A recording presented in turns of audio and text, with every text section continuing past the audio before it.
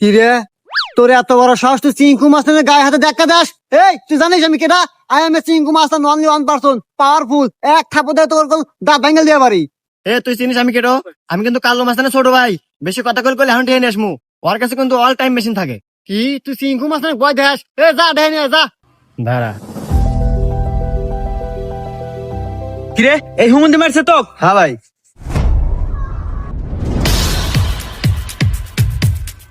ভাই ভাই আমি ভুল করে এলাছি ভাই, আপনার মেশিন ভাই হরেন না ভাই, আমার গুলি হরেন না।